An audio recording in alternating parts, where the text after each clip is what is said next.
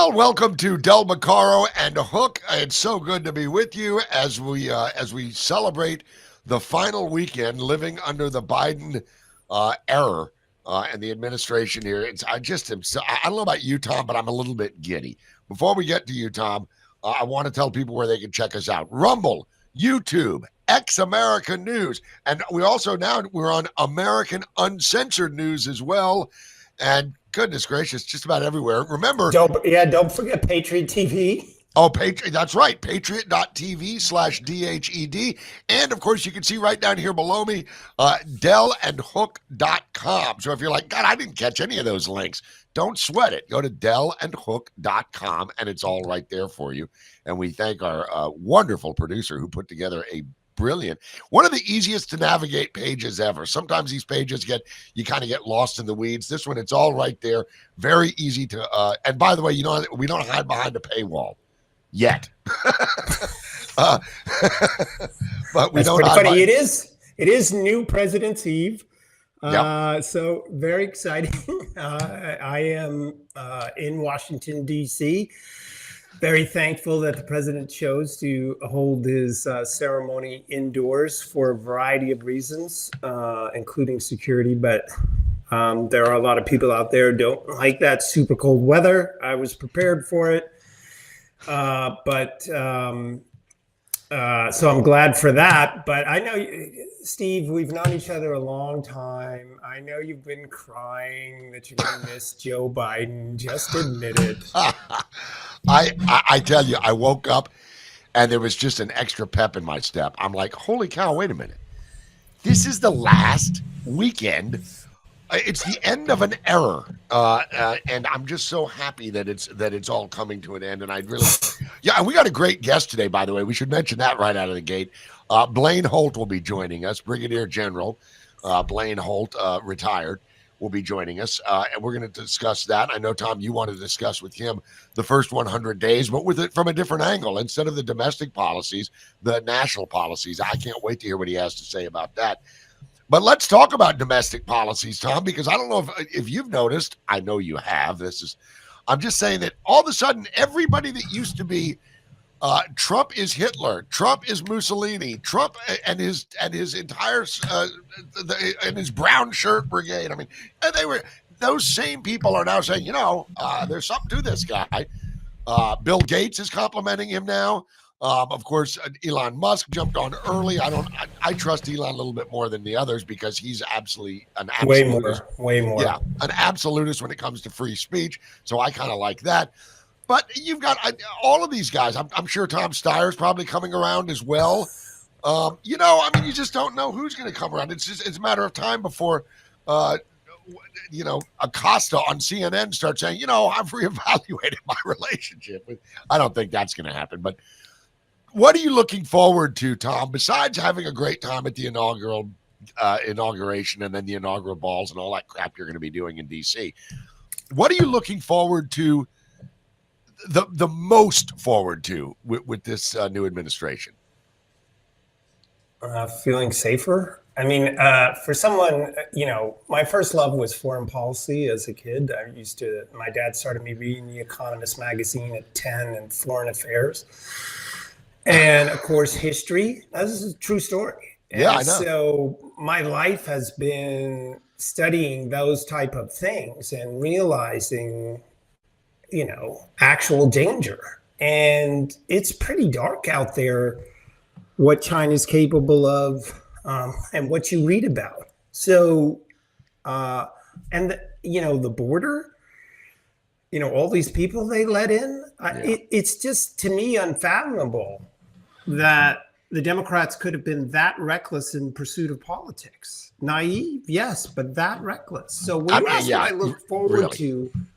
To me, it's very personal and visceral about we have to have adults in the room who are serious about these issues, and we haven't. I mean, we're going to ask General Holt about, why would they allow Iran to get so much money? I mean, how could they be that stupid?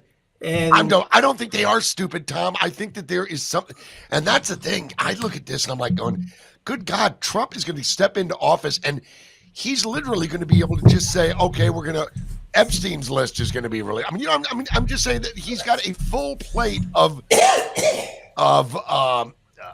Biden era catastrophes that he has to turn around. And in a way, I almost envy him because he's going to be turning stuff around so quickly. He's looking for the press too, and he's going to get good press out of it too, I suspect.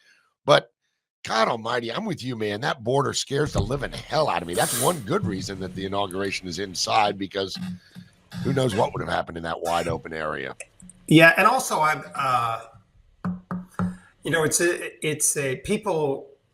do hundreds of radio and TV shows a year, and I often get a question about what's it like. Is it busier when you're when a Democrat's in office or when a Republican's in office? And the answer is they're both busy. It's just different. And one of the differences we're going to see is the vitriol of the media and how the Democrats act. And we already know some of this. Yeah. I mean, Elizabeth Warren sent out a letter to Sam Altman, that visionary of the future, demanding to know. It's a 3-page letter. I put it up on my Facebook page, Tom Del Beccaro, demanding to know why he gave donations to Democrats. What does he expect out of this? It's not even a veiled threat. It's a threat. And his remark, and you can also get it on X, his remark is, gee, they never asked me this question when I gave to Democrats. Yeah. So it's going to be different because we're going to see, I don't know how CNN, MSNBC is going to handle itself, because their audience is collapsed. Their lies have been exposed, and more of them are going to be exposed. The exposure with Bill Gates, they kept saying, Trump's losing it, right? That he did his mental acuity's gone. Why did Nancy Pelosi say that, and MSNBC and everybody else? Well, because Biden really was. So it had to be that Trump was losing it. And then you have Bill Gates saying the guy's, it was impressive. So I guess I'm going to be relieved that adults are running the show now, and I'm going to enjoy watching the Democrats, the liberal Democrats in power, not the everyday Democrats. I'm going to enjoy them struggling. Yeah. Well, let me ask you this, and this is an angle I bet you didn't suspect I was going to raise, but I will. Where do the Democrats go from here? When the Elizabeth Warrens and the AOCs and the Rashid Tlaibs and and the Cori Bushes, she's out, but all start losing the hierarchy in the Democrat Party has to change if they're going to survive as a national political party. I got to think but they can't. I know was kind of the point of my question. How do they change when all of their money, all of their funding, everything that they've believed in, they put it all on the line, and it just an abject failure? Where do they go? Where do the Democrats go? So the history of parties that become infected with socialism is that the socialism doesn't leave. And every time the Democrats lose an election, and I've written about this, is they move farther left. I wrote about it, I don't know how many years ago at Fox.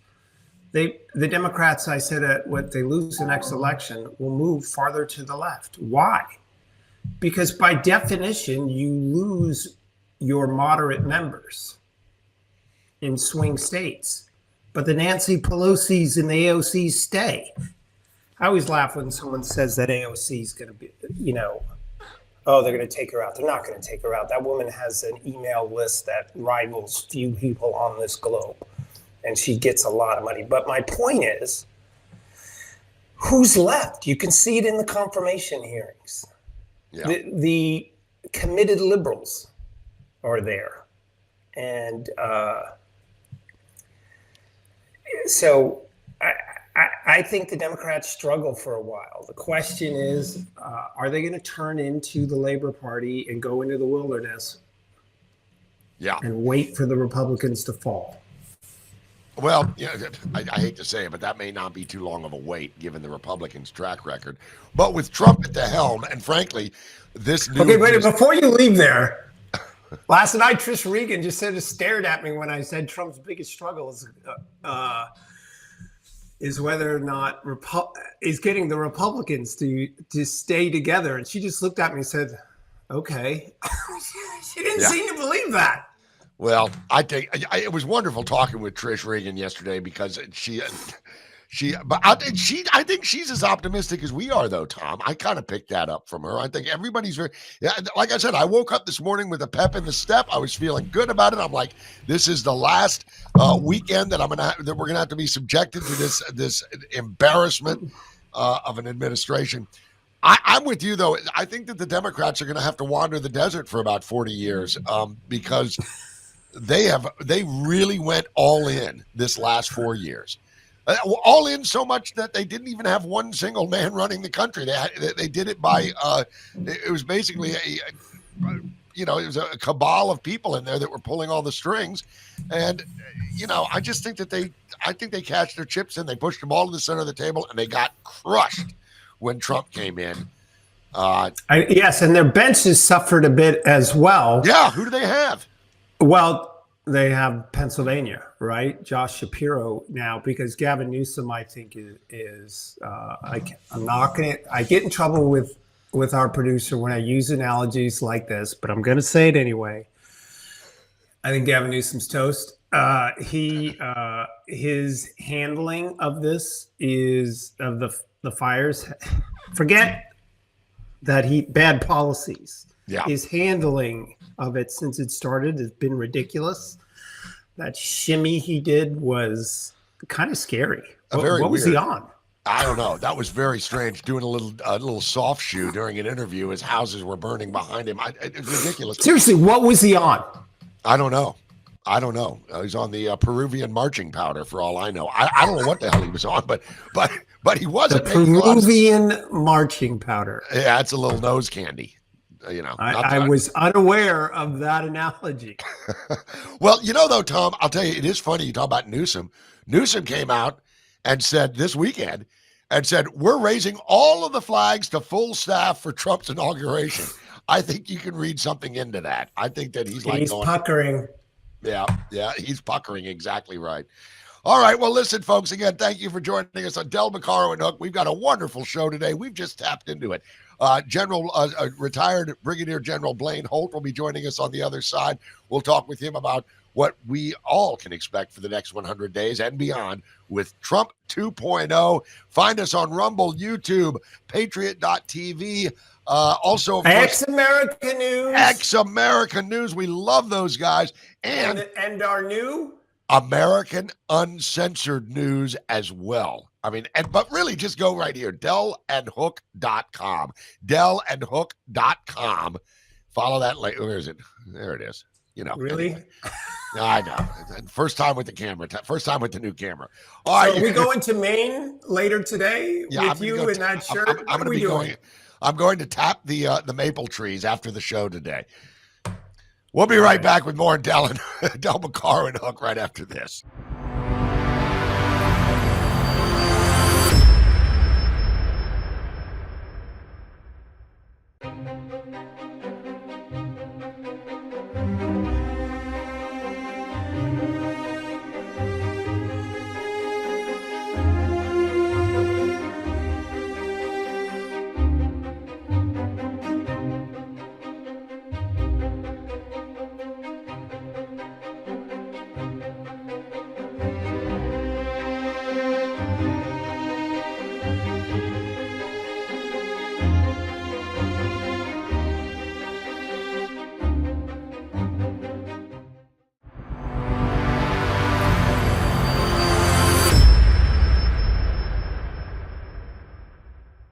Welcome back, everybody, to Del Beccaro and Hook. We have an exciting guest again for us because he's become our go-to on some of these serious foreign policy matters. And for this pre-inauguration, our last episode with Joe Biden as president. Let me tell you. Let me tell you what a relief that is. So let's welcome the Brigadier General Blaine Holt, retired, back. Blaine, how are you?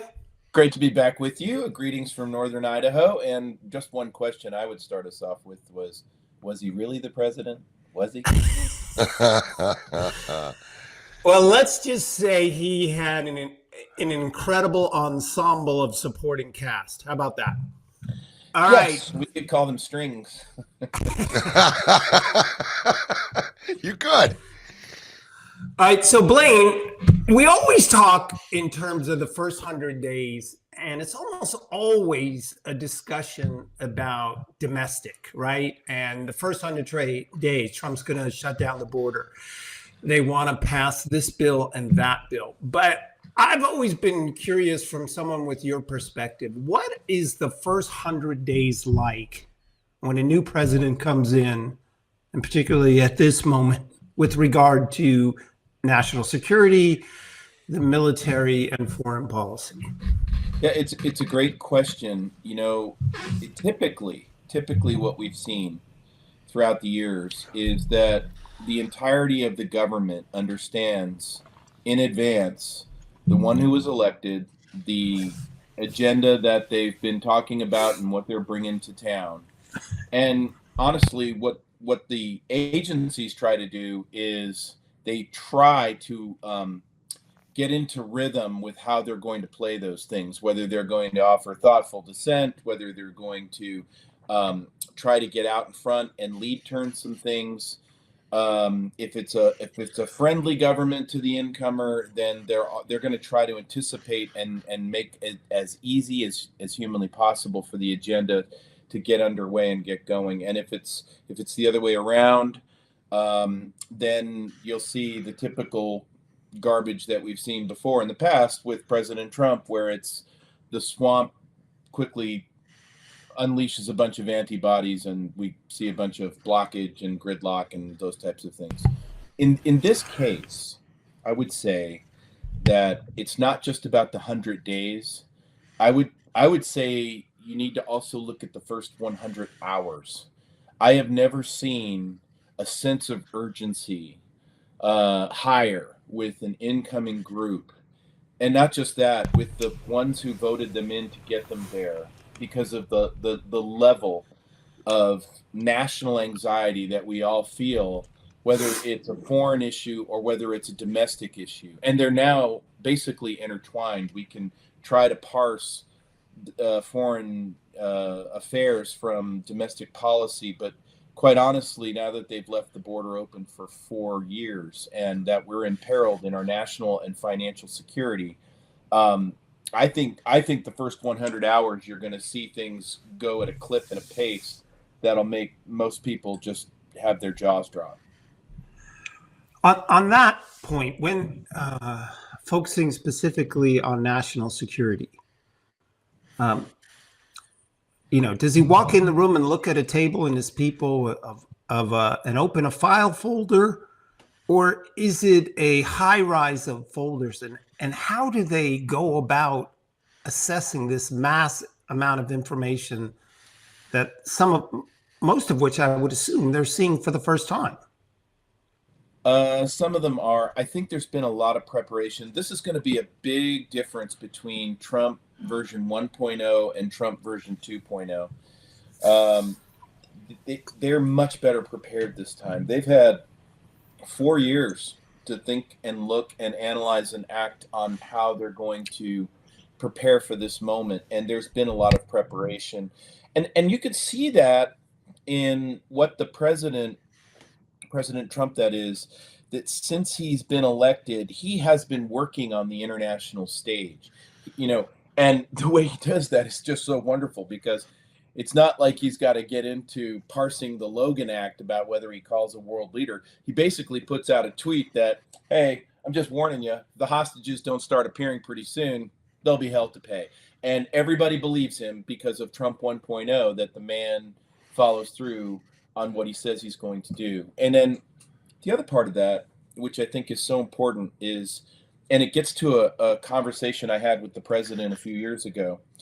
Um, he really, I get it. He's certainly quite a large personality, but he really is genius level thinker with a genius level memory. And I don't say that in a way that's trying to adorn him with praise. I say that in a way that no one should underestimate his ability to remember facts, figures, case files.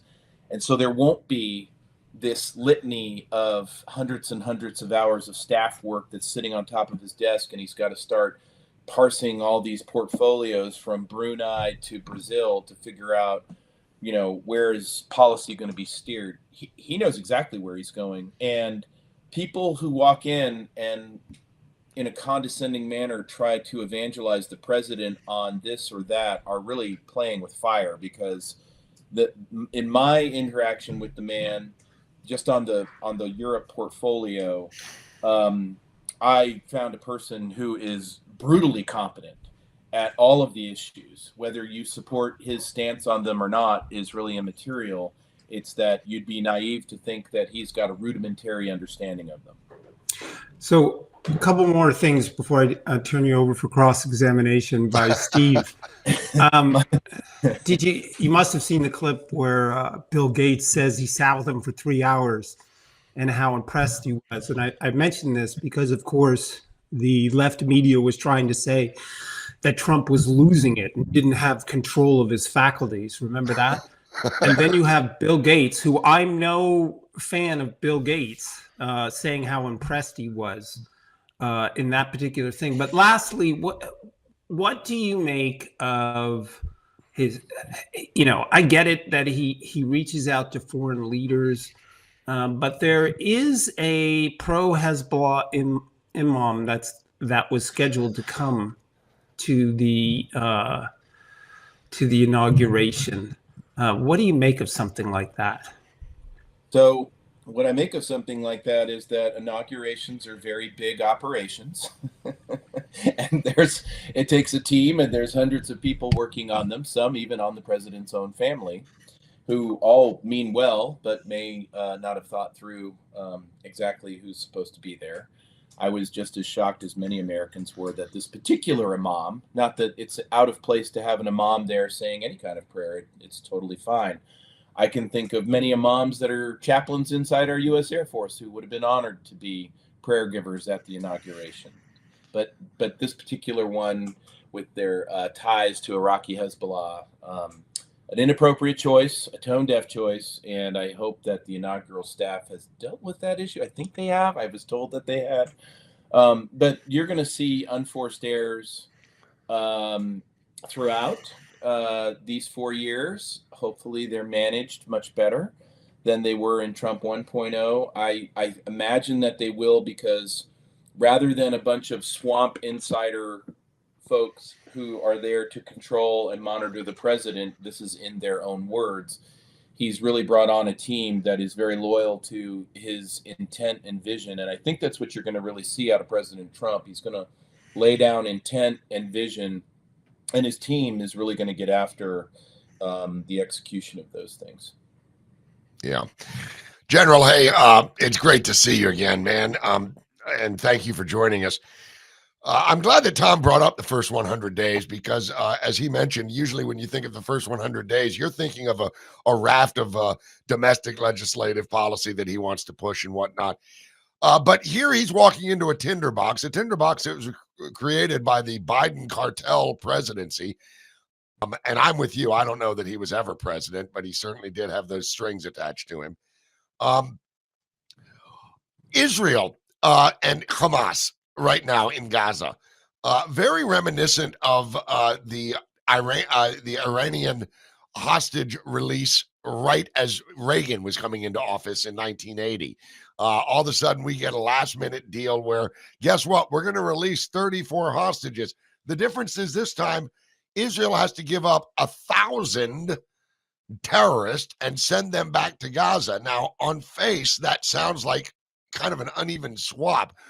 and I just want to kind of pick your brain on this, General Holt. Do you think that what's going through Trump's mind, or maybe his team's mind, is that, look, we give them back the 1,000 terrorists, we put them on the battlefield, and then if they misstep even a little bit, they're all dead. Is you think that's where he's at? Because a lot of people are kind of bitching about this deal, saying this isn't the way it was supposed to go. And I think there's more to it than what a lot of people are reading into.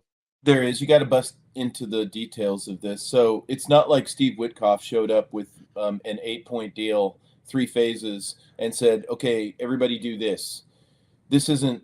They've actually tied this ankle weight to them over a year ago when they started down this pipeline of negotiations. And it's not just Winkin, Blinken, and Nod and the crew from the swamp that conjured this one up. Although the Biden team had absolutely zero problem with releasing as many terrorists as it took to effectuate the end of the war. And it's not that the Biden administration was concerned about the welfare of hostages. They've pretty much proven in every hostage scenario or detained American, they just don't care. Where their equities was stop killing Hamas. This end of Hamas thing seems to not fit with the politics of our putting billions of dollars into the back pockets of the mullahs of Iran. And that's another conversation. So you've got a choice when you come to the table here about getting this thing to where we could actually free up some hostages without having to introduce them to Delta Force. Steve Witkoff shows up. He sees an existing deal and a framework that not just Washington, but Qatar, Egypt, other players sat down at a table and tried to get through. They never got through the actual details. So using the existing framework, finding where those hinge points were, this is where you get into, well, what can we do to get to an executable deal? Well, President Trump understands well that Netanyahu does not have a rubber stamp government by any stretch of the imagination, and that he's got quite a political conundrum to deal with in his own self. And I think that Netanyahu was, first off, got a 1-2 punch. The first punch was when President Trump put out that truth with Jeffrey Sachs on there, who's no friend of Bibi Netanyahu's, talking about the crisis and how to work on that. Very contrary to what would be a Netanyahu view. Netanyahu freaked out when he saw President Trump was putting that out as a supportive kind of, hey, everybody listen to Jeffrey Sachs and see what you think. Then the next thing is Steve Witkoff shows up and says, you're going to be giving on this side too. So now let's get to your point. That deal always had giving up a lot of terrorists in it. I don't think that that's any way to negotiate, because I think with terrorist organization, you actually incentivize future terrorist groups to go take hostages as part of their insurance policy to ensure survival. So phase 1 gets us 33 hostages or 34 hostages back, women and children type setup. Phase 2, harder to do. Phase 3, harder to do. Can the Israelis and the IDF stomach this? Yeah, they can. Can they go after those 1,890 terrorists that they're going to go that they're releasing? Yeah, they'll have ways to do that. They haven't forgotten that Yahya Sinwar came out of one of these deals in 2011. So the question you have to ask yourself is, can the Bibi Netanyahu government survive this? Because once all the adulation of seeing hostages come back over the next 6 weeks, and that's a long time to see if this agreement can hold, will they still be standing?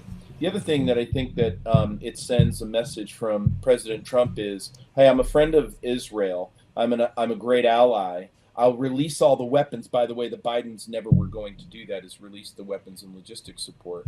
I'll release all the weapons that you need, and if they fail on this phase, you can go after them. But you should understand this. There is not going to be a Netanyahu rubber stamp in the Oval Office here, and you would be foolish to think that there is. And so I think that's, you're looking at the inklings of a Trump foreign policy that's about to go back to Abraham Accords and really set the agenda in the Middle East, not having Netanyahu do that. Long-winded answer, but there you go. And with that in mind, General, Iran is in the crosshairs here, really. I mean, the mullahs. I mean, this deal might have. We're giving a lot of Hamas terrorists back, but at the same time, we get all the hostages back. And I love how they're calling the corpses part of the package, as if they're hostages. They're no longer hostages. It's disgusting. It's disgusting how they use the language that way. Yeah, we're going to get 34 hostages dead and alive. It's like, wait a minute.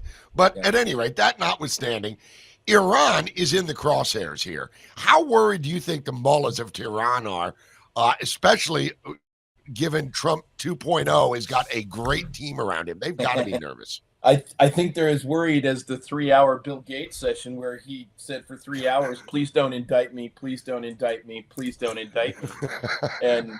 And so, maybe Cameroon doesn't have an extradition treaty, so maybe he could build a mansion there. Oh, wait, no, he did a vaccine test with Cameroon, so he could probably go there. Wow. The thing is, he's going to bankrupt the mullahs.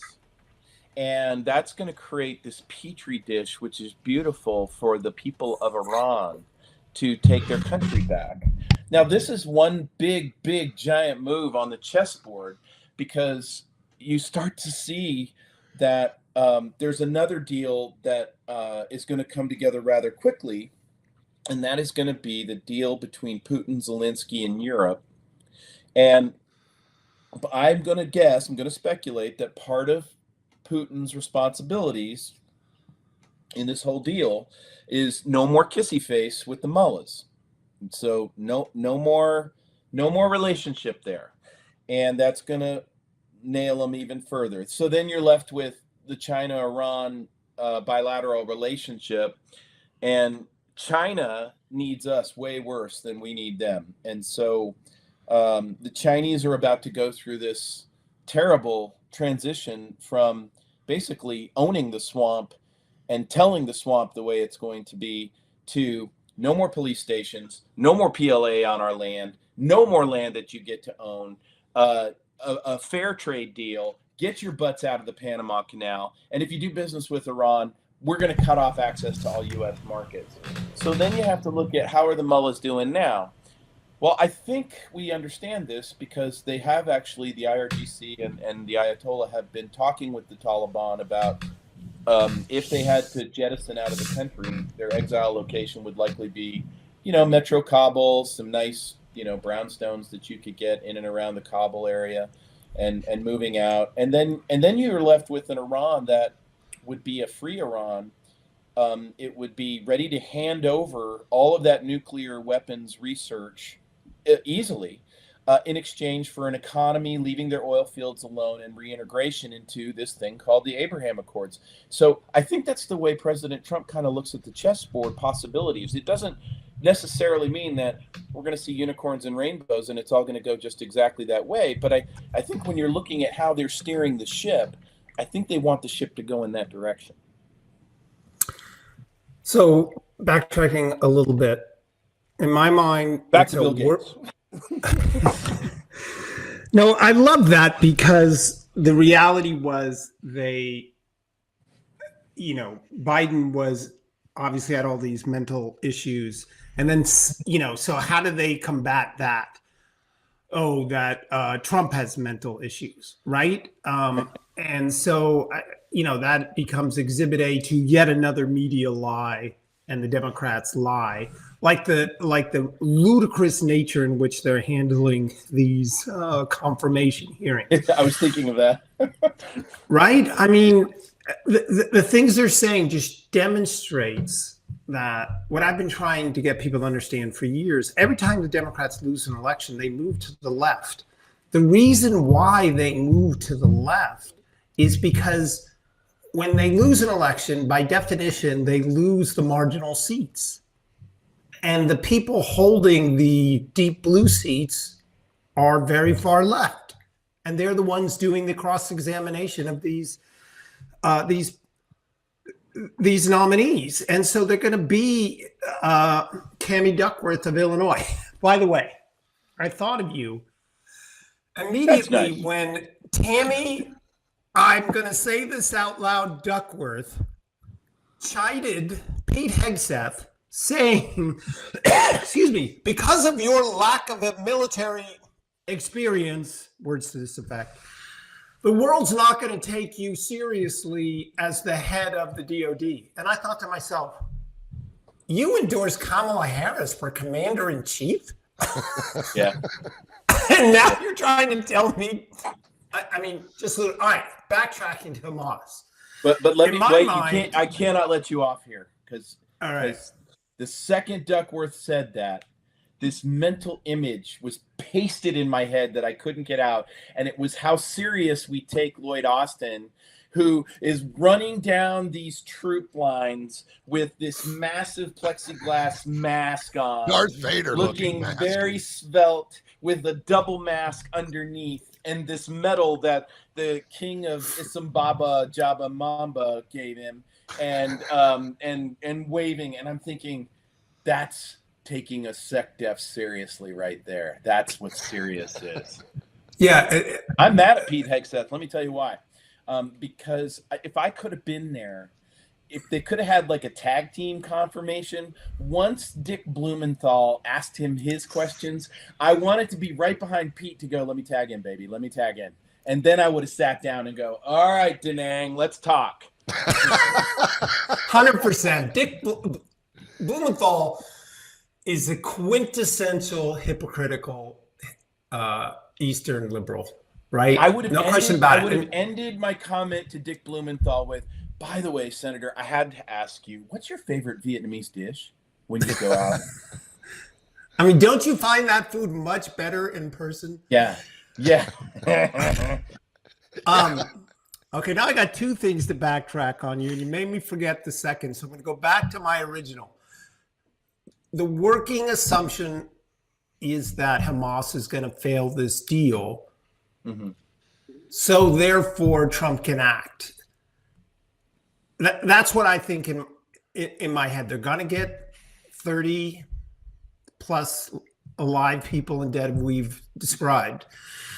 But Trump said, go ahead and do this, get some people out, and if they don't apply to the letter, that's, to me, it's a working assumption that's what's going on, and Trump was okay with that. Yeah, Yes, no? I think you're right, but let's take another track to that. What can happen over that 6 weeks? Well, over that 6 weeks, you can also see a repair of the U.S.-Israeli mill-to-mill relationship. You can see a repair of the logistics that are going to be going back into Israel. You can see the restoration of intel sharing and confidence building. You can see joint training exercises coming up between our two special operations groups. And I guess what I'm saying is this phase one. Also, everybody's like, oh, you're going to let Hamas retool. No, we're not. The IDF is right there in the Philadelphia corridor. If anybody wants to sneak into a tunnel, they're going to get vaporized. So the big thing is you're setting the stage for phase two failure to look a lot like, hey, meet the new and improved United States-Israel military-to-military relationship at the highest form of warfare there is. And enjoy yourselves, Hamas, as you go off into history. And here's the other thing. Hamas has got another problem. They have no logistics supply line anymore. They have there is no UN there to funnel stuff to them. There is no Iran ability to get them anything, no matter how many billions of dollars they have. Egypt's not stupid enough to cross Trump. They're losing $30 million a day in the Suez Canal. So good luck, Hamas. Even, the biggest thing that they've been able to keep a lifeline open is because Blinken insisted that aid kept getting piled in there, and they stole all the aid from the Palestinian people, and they lived high on the hog while they're trying to dodge IDF bullets. Well, that world's changing now. I know we're running out of time. Why did the Biden administration allow so much money to go to Iran? Were they that naive? No, they're not that naive. They're just committed to Iran. I believe there's a great deal of compromise in our government, of the Iranian government and the Chinese government. I'll just say that bluntly. You look at people like O'Malley, who have been indicted. You look at Valerie Jarrett, who probably ought to have a look. They have right back to all of the Obama timeframe, they have been very wedded to this idea that Iran is a better fulcrum of power in the Middle East as a check on Israel, and nothing could be more dangerous. Nothing could be more dangerous. And so here we have, and look at John Kerry's follies going and playing pretend games about pretend agreements on nuclear weapons that would never get checked. So I think there's a lot of accountability, post-accountability, that needs to go into these relationships. Who was extorted, who was blackmailed, who was compromised, who was paid off. But I'm citing corruption as the underlying reason. And Iran's got some serious problems, and they're going to remain a problem until we go deal with them. Blaine, as usual, this flew by and was educational, and you said there's this 6-week period. So in 6 weeks, you're coming back. How about that? There you go. I'm ready. Sign me All up. right, man. Thanks so much, and pray for everyone as we head to Washington, D.C. this weekend. Absolutely. Best Thank you, Blaine. Thank you. Take care.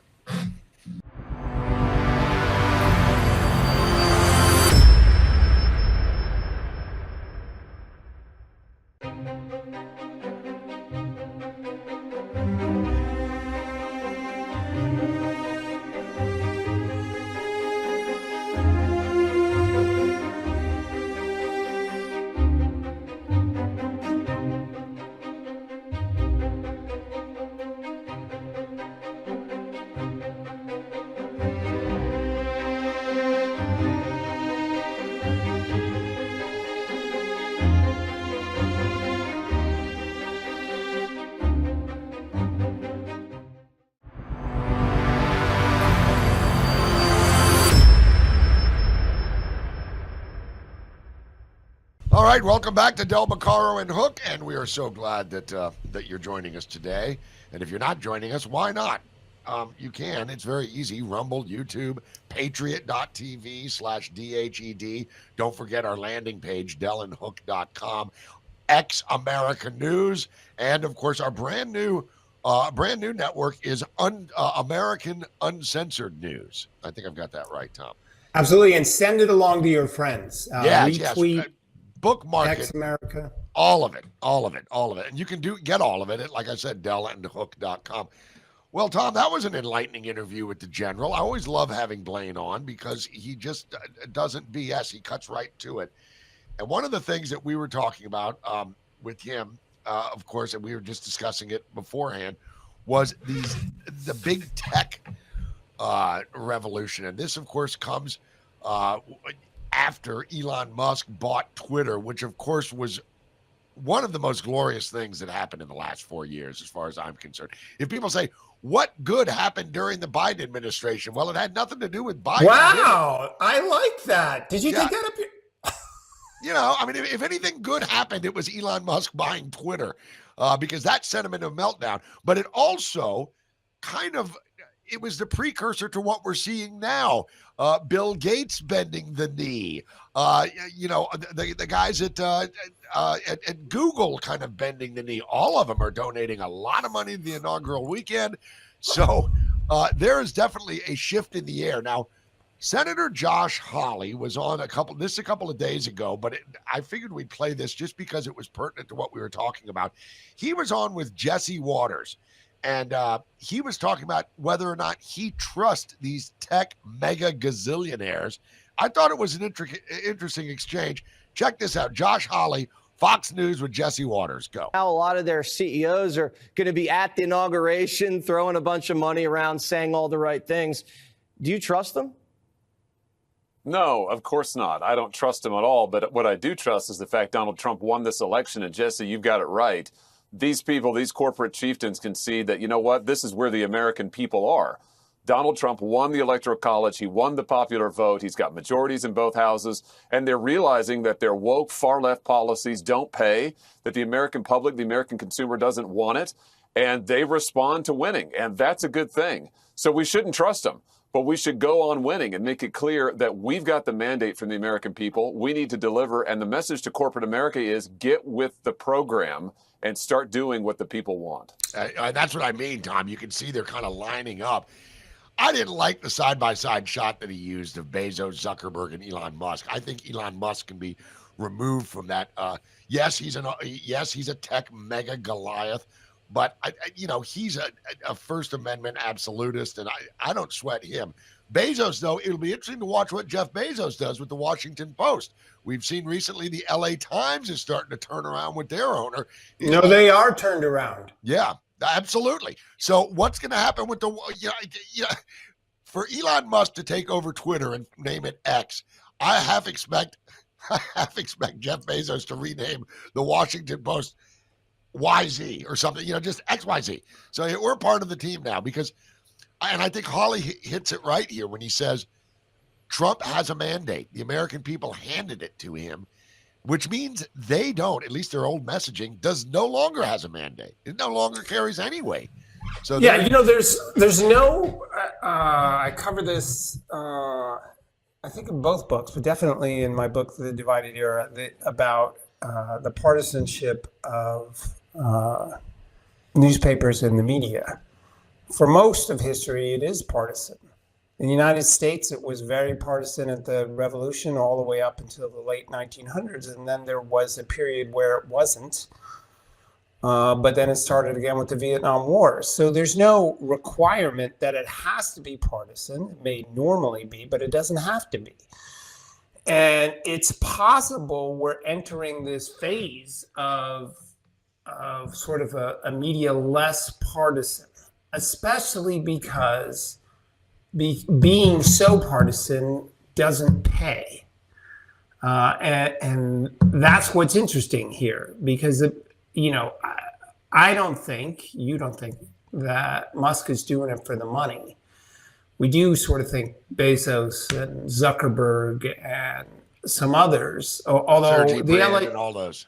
The new LA Times owner, I just think, is a very thoughtful human being. Every interview I've ever seen about him, he just strikes me as thoughtful, and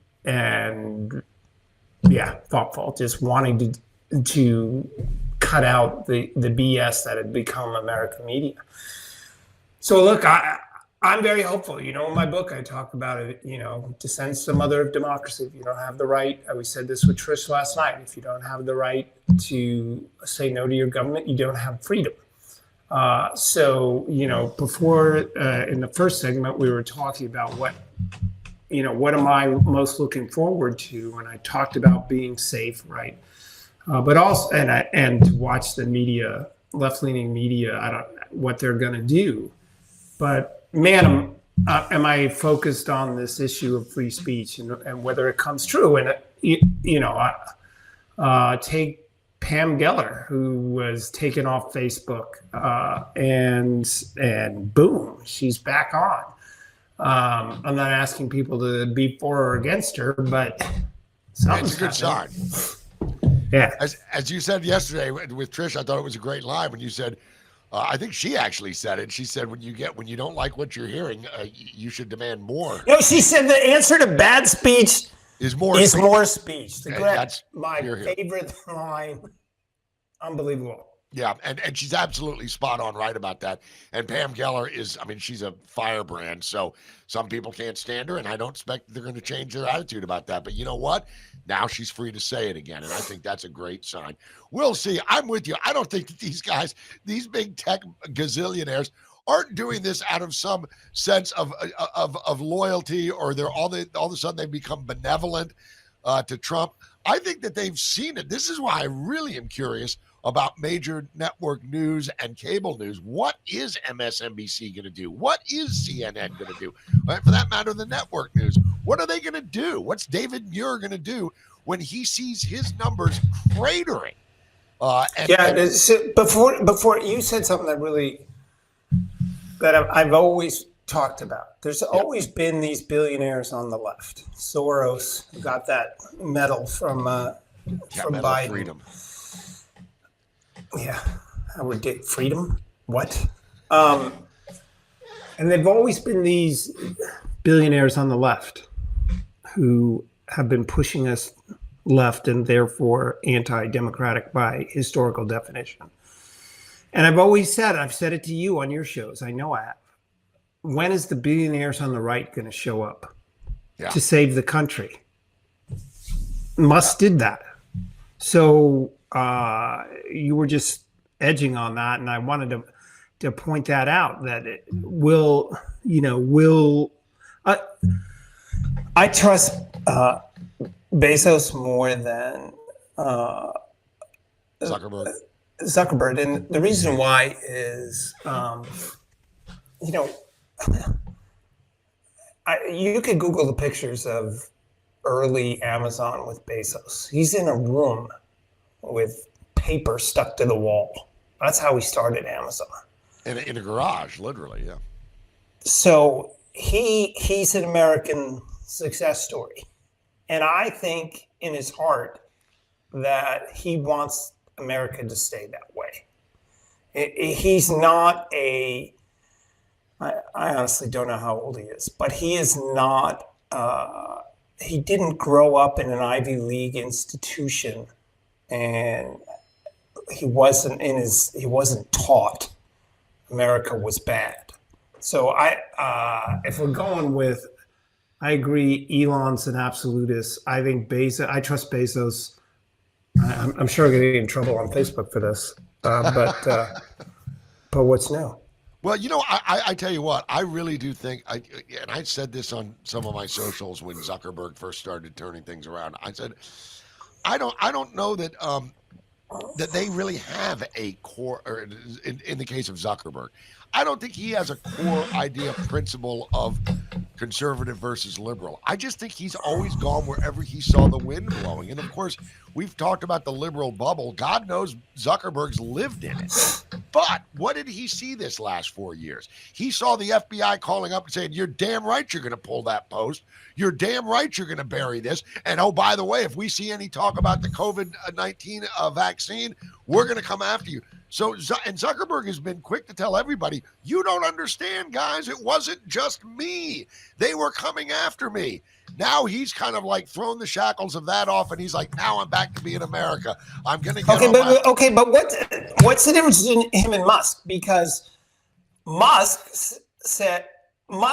was attacked legally and criminally by the Biden Justice Department. They sued him in multiple ways. Yes, they did. But I'll tell you this. You asked what the difference is. I think here's the difference. I think, and Zuckerberg has the money too, but Musk is not, and you touched on this, Tom, is not nearly as focused on the money as the absolutism of free speech. So, yes, he was willing to stand up to them, and Zuckerberg right. wasn't. He had to wait till he got out. You remember when he said, I forget what forum he was at, but somebody asked him about, like, hey, you've just lost Disney. And he said, well, you think I'm in this for the money? Let me make this very clear. Go F yourself. And he repeated it twice, and the whole audience was like, did he just say go F? You're gonna blackmail me with advertising? Yeah, with money, go F yourself. I mean, once he said that was a classic American moment. Yeah, I'm not kidding. You're not kidding, buddy. That really was. And I think Zuckerberg said, God, this guy's, all the hot chicks like him now. Maybe I don't know where his head's at. But right now, there's a new political wind is a-blowing, and the Biden era is gone forever. Tom, real quick, we've only got forever. The pendulum has swung. I mean, Biden is gone forever, Tom. His 50 years of what do you mean? You don't think he's going to run again in 4 years? Prop him up, put him in a cryovac chamber for 4 years, and then crack the seal. What do you? Let me ask you this: what do you think? Last minute or so left of the show. Now that this is over, now that the Biden era is over, what do you think does happen to all of these? I loved when the general said Blinken, winking, and nod. Blinken, if Biden goes down as the worst president, Blinken's got to go down as one of the worst defense secretaries ever. Where do all of these people go, Tom? Do they just get absorbed back into the gelatinous? I think that, like the Carter people, they sort of disappear. Yeah. We're out of time. Why don't you wrap it up, boss? You got it, buddy. Well, Happy last weekend of the Biden era, everybody. We Last night. Last night. That's right. Last night. It's a new day tomorrow, and the sun will rise higher than ever. We appreciate you joining us here on Beccaro and Hook. And just a reminder now, we want you to go check us out on Rumble, on YouTube, on X America News. Share. And share, thumbs up, bookmark, all of that. Don't forget patriot.tv/DHED. And until next week, Tom, next week, our show, we will be talking about the first week of the Trump presidency. I can't wait. Until then, have a wonderful weekend, everybody. Thanks for joining us. Goodbye.